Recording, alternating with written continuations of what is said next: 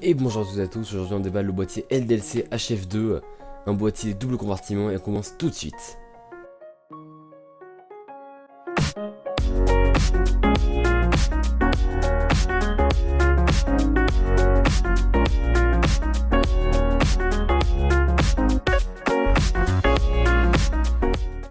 La boîte du carton est entièrement noire brillante avec l'inscription LDLC dessus.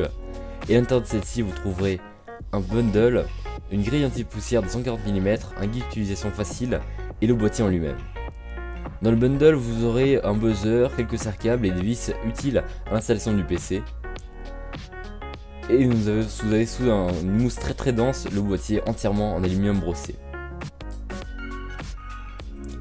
Le boîtier dispose d'une vitre assez grande qui nous laisse revoir notre configuration. Le boîtier peut accueillir du mini TX comme du XL ATX, vous comprendrez, c'est un boîtier qui a de grandes possibilités. Et c'est un boîtier double compartiment, ce qui lui permet d'avoir l'alimentation et les disques durs à l'arrière. Les ventilateurs fournis sont 240 mm en façade, ainsi qu'un 120 mm à l'arrière en extraction. Vous pourrez ajouter deux ventilateurs de 120 mm en bas du PC si votre ventilation ne vous suffit pas. L'alimentation quant à elle dispose d'une grille qui n'est pas filtrée, mais vous pourrez toujours la filtrer avec l'anti-poussière qui est fourni dans le bundle. Le panneau avant se compose d'un double jack, de 2 USB et du combo reset et power.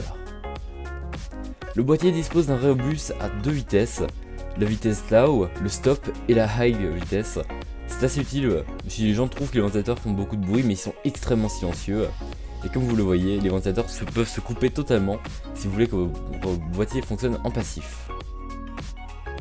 La plaque avant est renforcée par deux barres en métal et les ventilateurs en façade sont filtrés par deux filtres anti-poussière et nous laissent apercevoir une grille d'aération pour le deuxième compartiment du PC.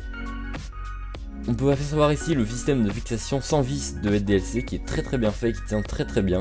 Les finitions de ce boîtier sont excellentes. Le cable management de ce boîtier est assez simple car on y trouve beaucoup de place et c'est vraiment très plaisant quand on veut faire un boîtier très bien rangé. Toutes les configurations passeront dedans, vous pouvez rentrer des cartes graphiques jusqu'à 32 cm et un très gros ventirad. C'est vraiment un excellent boîtier qui se situe aux alentours des 104 €. Vous pourrez mettre dans ce boîtier deux disques durs 3,5 pouces, 3 de 25 pouces et si vous voulez mettre un deuxième disque dur 3,25 pouces, il faudra enlever le slot de 5,25 pouces. Le compartiment alimentation et disque dur est assez large car il fait environ entre 10 et 15 cm de large. C'est vraiment assez plaisant pour faire du cable management. C'est pour ça que je vous conseille ce boîtier qui est vraiment excellent.